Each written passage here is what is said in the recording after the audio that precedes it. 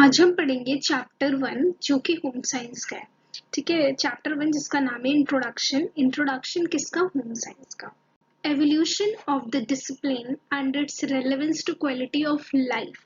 इसका मतलब क्या है कि एवोल्यूशन इस डिसिप्लिन का कैसे हुआ, मतलब ये होम साइंस जो डिसिप्लिन है वो किस तरीके से आया और उसका क्या इम्पोर्टेंट है, मतलब क्या इम्पोर्टेंट है एक क्वालिटी ऑफ लाइफ के लिए, क्या इम्पोर्टेंट है इसका, वो पढ़ेंगे हम। सबसे पहले अब होम साइंस जो सब्जेक्ट है उसका नाम चेंज हो गया है, जैसे कि आप लोग अपनी बुक्स में भी देख रहे हो कि अब होम साइंस का नाम, मतलब बुक में होम साइंस नहीं लिखा हुआ आता, अब human ecology and family science है, जो कि एनसीईआरटी की बुक का नाम है। 11th-12th में जो नाम है वो human ecology and family science है। आपको यहाँ दिखाई दे रहा होगा human ecology and family science. ठीक है, अब इसमें हम पढ़ेंगे जो यहाँ पे लिखा हुआ है रेड लाइन में, इकोलॉजी क्या होती है। इकोलॉजी यहाँ पर आपको दिखाई दे रहा है कि इकोलॉजी, ये इकोलॉजी क्या होती है। अब इकोलॉजी की जो एनसीईआरटी में जो दो डेफिनेशन है वो यहाँ पे मैंने लिखी हुई है, उसी को मैं आपको डिटेल में बताऊंगी कि क्या होता है। जैसे फर्स्ट डेफिनेशन जो है, first, it is referred to as a branch of biology that deals with relation between living organism and their environment. इसका मतलब क्या है, फर्स्ट डेफिनेशन से क्लियर है कि ये जो इकोलॉजी है वो एक ब्रांच है बायोलॉजी की। बायोलॉजी सब्जेक्ट होता है ना, जैसे साइंस में एक सब्जेक्ट है, साइंस के अंडर 3 सब ब्रांचेस हैं, फिजिक्स, केमिस्ट्री, बायोलॉजी। तो बायोलॉजी की ब्रांच है, तो मतलब इकोलॉजी जो है वो ब्रांच है बायोलॉजी की, जो डील किसके साथ करती है, लिविंग ऑर्गेनिज्म एंड एनवायरनमेंट। मतलब जहाँ पे जो लिविंग ऑर्गेनिज्म जैसे प्लांट्स हो गए, एनिमल्स हो गए, वो अपने इन्वायरमेंट में जहाँ रह रहे हैं, जो रिलेशन बना रहे हैं, उसी को ही हम इकोलॉजी कहते हैं। सेकेंड जो डेफिनेशन है, it is stated to be a complex of relationship between an organism and its environment. मतलब ये क्या बना रहे हैं, कॉम्प्लेक्स बना रहा है, एक प्लेस बना रहा है जहाँ पे एनिमल और एनिमल प्लांट्स और उनकी सराउंडिंग जो है ना, वो पूरा एक कॉम्प्लेक्स बना रहा है। तो इसीलिए क्या है, ये एक कॉम्प्लेक्स है, रिलेशनशिप बिटवीन ऑर्गेनिज्म और उसका इन्वायरमेंट। ये इकोलॉजी की डेफिनेशन है, जो कि होम साइंस की जो बुक का नाम रखा गया human ecology and family science, ये कैसे रखा गया ये एक्सप्लेन कर रहे हैं इसमें। तो सबसे पहले इकोलॉजी की डेफिनेशन हो गई है। अब आगे देखते हैं कि इकोलॉजी से पहले जो है, यहाँ पर आप देख रहे हो कि इकोलॉजी से पहले ये human ecology, marker human ecology आपको दिखाई दे रहा है ना, ह्यूमन इकोलॉजी। अभी ह्यूमन इकोलॉजी में हमने इकोलॉजी का मीनिंग पढ़ा है अभी कि इकोलॉजी क्या होती है। ठीक है, अब इकोलॉजी से पहले हम होम साइंस की बुक में बेसिकली हम ह्यूमंस के बारे में पढ़ेंगे। आगे slide. Borrowing from biology, in our context, the living organism is the human being and hence the term human precedes ecology. मतलब यहाँ पर इस बुक में जो हम पढ़ेंगे वो लिविंग ऑर्गेनिज्म जो है हमारे ह्यूमन है, हम उसके बारे में पढ़ेंगे डिटेल में कि मतलब उनका डेवलपमेंट कैसा होता है, वो कैसे रिसोर्स मैनेज करते हैं, मतलब जो डिफरेंट फील्ड से रिलेट करके जो हम पढ़ेंगे वो ह्यूमन से रिलेट करके पढ़ेंगे, ह्यूमंस के बारे में पढ़ेंगे ना। तो इसीलिए यहाँ पर इकोलॉजी से पहले क्या लगा, ह्यूमन, तो इसलिए हम क्या बोलते हैं, ह्यूमन इकोलॉजी। अभी आपने पढ़ा है कि ह्यूमन इकोलॉजी, डिटेल में पढ़ा है कि ह्यूमन इकोलॉजी क्या होती है। अच्छा, अब जैसे कि इस सब्जेक्ट जो होम साइंस है, ठीक है, इसमें क्या होता है कि हम जो पढ़ेंगे ह्यूमन बींग्स का रिलेशन पढ़ेंगे इन्वायरमेंट के साथ। ठीक है, जैसे कि इस लाइन में क्लियर है यहाँ पर, in this subject we will be studying about human beings in relation to their environment। मतलब ह्यूमन बींग्स का रिलेशन किसके साथ पढ़ेंगे, इन्वायरमेंट। इन्वायरमेंट की चीजें जो भी है, रिसोर्स हो गया, ठीक है, फैब्रिक्स हो गए, तो किसका रिलेशन, ह्यूमन ही तो यूज करेगा इसका, तो उनका ह्यूमन बींग्स रिलेशन हम पढ़ेंगे विद इन्वायरमेंट के साथ। There will be a study of dynamic relationship. मतलब ये जो है एक ह्यूमन जो है उसका जो रिलेशन होता है वो बहुत डायनामिक है, चेंज होता रहता है। वो कभी चाइल्ड होता है, कभी अडोलसेंट होता है, डिफरेंट फेजेस ऑफ लाइफ है उसकी। ठीक है, और किसके साथ चलती है? With physical, economic and social and psychological element, sorry, and psychological element in their ecology। तो मतलब हम जो है ह्यूमंस का ही रिलेशन पढ़ेंगे यहाँ पर, डिफरेंट एस्पेक्ट से पढ़ते हैं, तो इसीलिए यहाँ पर क्या है, physical, economic, social and psychological element को लेकर पढ़ते हैं। तो ह्यूमंस का रिलेशन किसके साथ? इन्वायरमेंट के साथ। तो इसीलिए इसका नाम क्या रखा गया? Human ecology. अच्छा, नेक्स्ट जो पार्ट है वो है फैमिली साइंस। पूरा सब्जेक्ट का जो नाम है पूरा वो human ecology and family science है। तो इसीलिए जिस तरीके से अभी हमने डिटेल में पढ़ा कि ह्यूमन इकोलॉजी क्या होती है, उसी तरीके से फैमिली साइंस है क्या। तो इतना ही, ये एनसीईआरटी की लाइन है कि family science is an equally significant segment in the title. क्यों? ऐसा क्यों है? क्योंकि फैमिली जो है वो हर एक इंडिविजुअल की लाइफ में एक सेंट्रल पार्ट। ठीक है, फैमिली वो प्लेस है जहाँ पर हम ग्रो होते हैं, जहाँ पर मतलब हमें एजुकेशन मिलती है, जहाँ हम एक अच्छे नागरिक बनते हैं। It is within the family that children are nurtured, जहाँ पे बच्चे क्या होते हैं? नर्चर, मतलब उनका क्या रख रखाव किया जाता है। So that they develop acquire independent identity.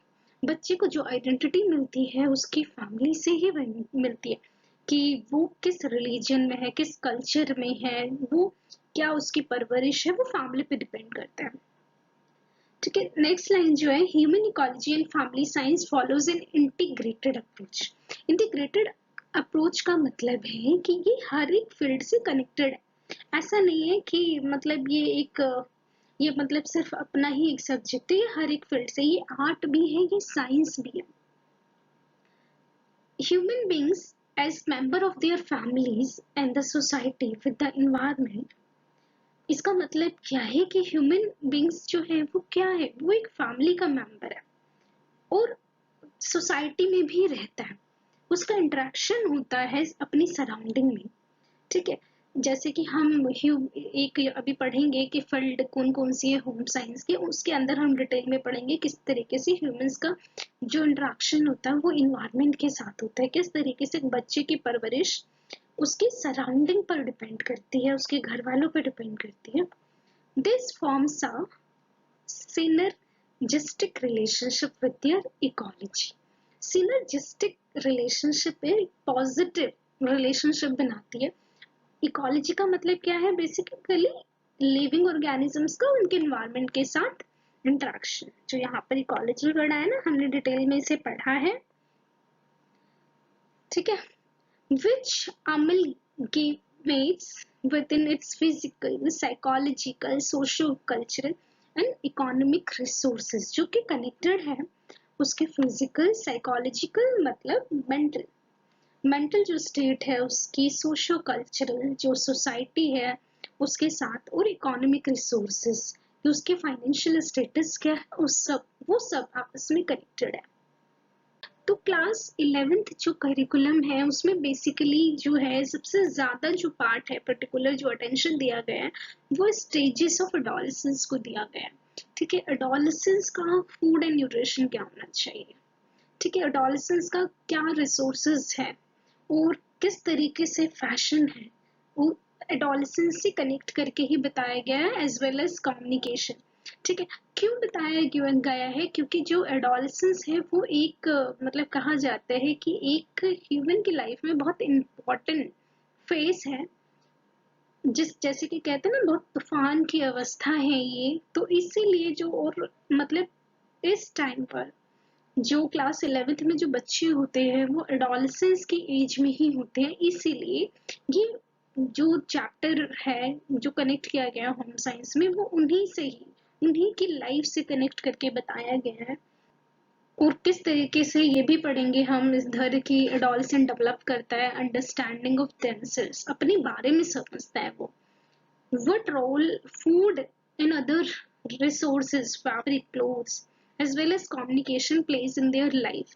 ये जो मतलब ये भी फील्ड है, होम साइंस की 5 फील्ड है, किस तरीके से एडोलसेंस को कनेक्ट करती है, कैसे उसका डेवलपमेंट होता है, वो हम पढ़ेंगे।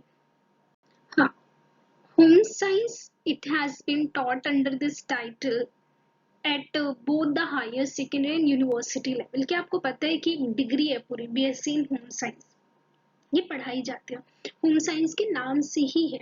और भी डिफरेंट टाइप्स की डिग्री है, जो कि डिग्री, डिप्लोमा, ये अलग अलग कंट्री में पढ़ाई जाती है होम साइंस के नाम से भी। ठीक है, अब टाइम के अकॉर्डिंग सेकेंड जो लाइन है, with changing time many disciplines of study have taken new forms and assumed a more contemporary nomenclature। इसका मतलब क्या है कि जिस तरीके से अभी हमने देखा कि होम साइंस का नाम बदल के क्या रख दिया गया, human ecology and family science, उसी तरीके से लाइफ साइंस का जो नाम है वो अब बायोलॉजिकल साइंस के नाम से है। ठीक है, तो ये रिफॉर्म्स हो रहे हैं, नोमेनक्लेचर का मतलब है नाम, नाम चेंज किए जा रहे हैं। अब हम पढ़ेंगे हिस्ट्री ऑफ होम साइंस के बारे में कि होम साइंस किस तरीके से home science as a subject develop हुआ। हिस्ट्री ऑफ होम साइंस, यहाँ पर आपको पिक्चर दिख रही है किसके, लेडी इरविन कॉलेज के। ठीक है, अब इसमें जो लाइन है, हमने एनसीईआरटी की ही लाइन रखी है यहाँ पर, तो एनसीईआरटी की लाइन क्या कह रही है, बहुत इंपॉर्टेंट है इसलिए। तो फर्स्ट जो पॉइंट है, in the early 20th century there were many institutions in different part of the country that had introduced courses in food and nutrition। इसका मतलब क्या है कि 20th century तक होम साइंस का जो सब्जेक्ट है वो डिफरेंट कंट्रीज में, डिफरेंट कंट्रीज में इंट्रोड्यूस हो गया था। ठीक है, किस नाम से, food and nutrition, clothing and textile as well as extension education. ठीक है, food and nutrition, clothing and textile as well as extension, ये डिफरेंट कोर्सेज के नाम थे जो डिफरेंट कंट्रीज में थे। ठीक है, अब यहाँ पर सेकेंड लाइन क्या है कि ये जो डिसिप्लिन्स थे वो brute under the rubric of home science. जो ऊपर है ना, food and nutrition, clothing and textile, extension education, ये जो है ये किसके अंडर है, होम साइंस के अंडर है। अब इसी में क्या हुआ कि जो ये पूछा जाता है, हर बार ये क्वेश्चन आता है, कॉम्पिटिटिव एग्जाम में आता है, डीएसएस भी पूछता है ये एग्जाम, डीएसएसबी के एग्जाम में पूछा जाता है कि होम साइंस का जो कॉलेज है वो कब बना था, मतलब लेडी इरविन कॉलेज का ही पूछा जाता है कि कब बनता है, कब बना था, sorry. Rubric of home science, यहाँ पे लिखा हुआ है कि ये जो है, this different discipline were brought under the rubric of home science in 1932 when an institution by the name of Lady Irwin College was set up in Delhi to promote women's education। Lady Irwin College कब बना था, 1932 में बना था, basically women's की education को promote करने के लिए बना था ये। नेक्स्ट जो है, a few eminent women were in the vanguard, का मतलब होता है लीडर।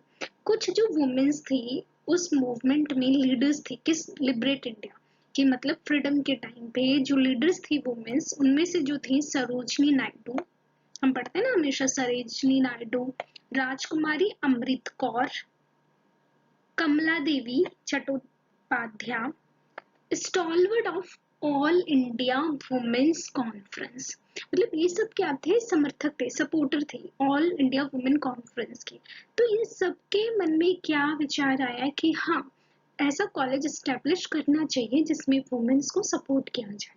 ठीक है, तो इसीलिए लेडी इरविन कॉलेज वो एक आइडिया था इनको कि एस्टेब्लिश करना चाहिए जहाँ पे वुमेन्स को होम साइंस की एजुकेशन देनी चाहिए, जहाँ पर उन्हें फूड एंड न्यूट्रिशन सिखाया जाए घर से रिलेटेड। बेसिकली उस टाइम पर जो था, वुमेन्स की education is not important at time, तो उनके लिए इतना था कि मतलब वो घर की चीजें, घर को अच्छी तरीके से संभाल पाए, इसीलिए ऐसी एजुकेशन देनी चाहिए फीमेल्स को।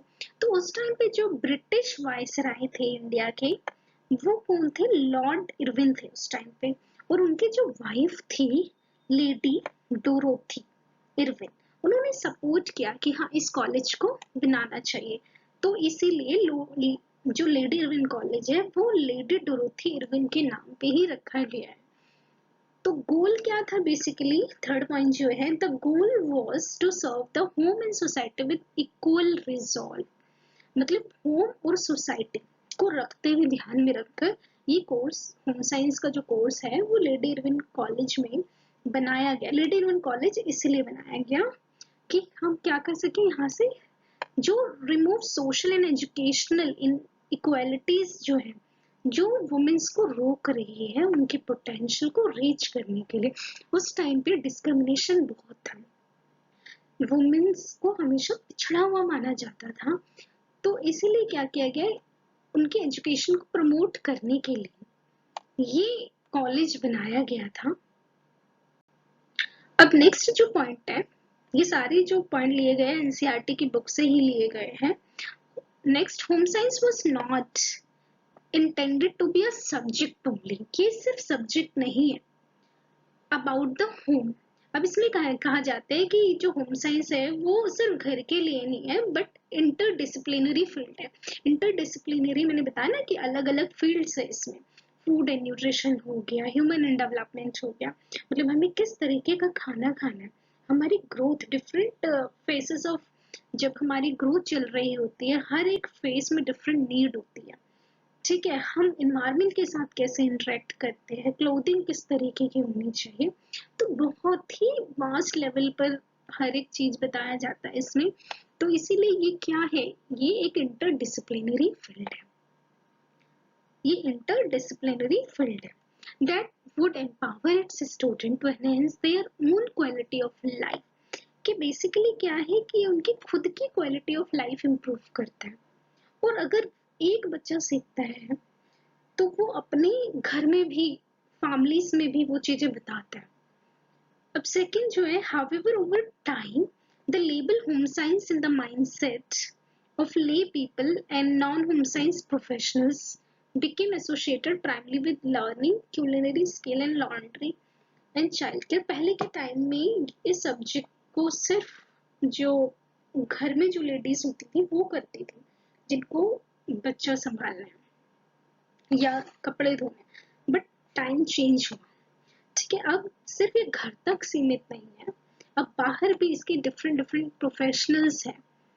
अब आगे हम डिटेल में पढ़ेंगे किस तरीके से, मतलब एक सब्जेक्ट जो है इसका किस तरीके से एंटरप्रेन्योरशिप हो सकती है, डिफरेंट बिजनेसेस स्टार्ट हो सकते हैं, ठीक है, साइकाइट्रिस्ट और न्यूट्रिशनिस्ट, अलग अलग फील्ड है जिसमें बच्चे जा सकते हैं। हाँ, अब यहाँ पर जो है दिस सब्जेक्ट जिसकी मैं बात कर रही थी, होम साइंस एक मल्टी डिसिप्लिनरी है, इंटरडिसिप्लिनरी हम पढ़ते हैं। तो इसमें जो 5 फील्ड है, सबसे पहला ह्यूमन डेवलपमेंट। ह्यूमन डेवलपमेंट में क्या है, जितना भी एक इंसान पैदा होने से लेकर डेथ तक जिस फेसेस में गुजरता है, जो अलग अलग डिफरेंट फेसेस ऑफ लाइफ होती है, जैसे इन्फेंसी हो गया, टोडलर हो गया, चाइल्डहुड हो गया, एडोलसेंट हो गया, ठीक है, अडल्टहुड हो गया, ये जो फेसेस है उसकी लाइफ में, इसको पूरा डिटेल में इस वाले सब्जेक्ट में पढ़ाया जाता है, ह्यूमन डेवलपमेंट। सेकेंड है food and nutrition. Food and nutrition है हमारा जो खाना है वो एक बैलेंस कैसे होना चाहिए, अलग अलग न्यूट्रिएंट क्या होते हैं फूड में, क्या क्या बीमारियां होती है, मतलब और न्यूट्रिएंट डिफिशिएंसी होती है वो क्या होती है, इसको भी पूरी डिटेल में पढ़ते हैं। उसके बाद फैब्रिक एंड एपरल में हम क्लोथिंग के बारे में पढ़ते हैं, हम टेक्सटाइल के बारे में पढ़ते हैं, जो एक कपड़ा है वो किस तरीके से बनता है, तैयार होता है, मार्केट तक कैसे आता है, वो पढ़ेंगे। कम्युनिकेशन एंड एक्सटेंशन में अगर कोई पॉलिसी आती है किस तरीके से इंट्रोड्यूस होती है, कैसे एक बिहेवियरल कम्युनिकेशन होता है, वो सारी चीजें हम इसमें पढ़ते हैं, communication and extension. Resource management में जो भी हमारे रिसोर्सेज हैं, हमें एक प्रॉपर कैसे हम उसे यूज कर सकते हैं, ह्यूमन भी एक रिसोर्स है, टाइम भी एक रिसोर्स है, डिफरेंट टाइप के रिसोर्सेज किस तरीके से प्रॉपर यूटिलाइजेशन होगा वो इस फील्ड में बताया जाता है। तो टोटल 5 फील्ड है, ये एज इट इज क्वेश्चन पूछा जाता है कि होम साइंस की 5 फील्ड कौन सी है।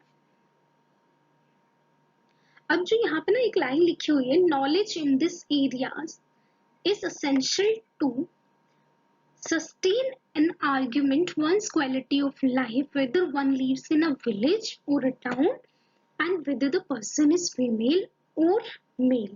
यहाँ पर ये मेल होगा कि नॉलेज जो है ना इस एरिया में वो बहुत जरूरी है अपनी ही क्वालिटी ऑफ लाइफ इम्प्रूव करने के लिए। चाहे कोई भी इंसान गांव में रह रहा है या सिटी में रह रहा है, या वो मेल है या फीमेल है, ये एजुकेशन सबके लिए ही इम्पोर्टेंट है।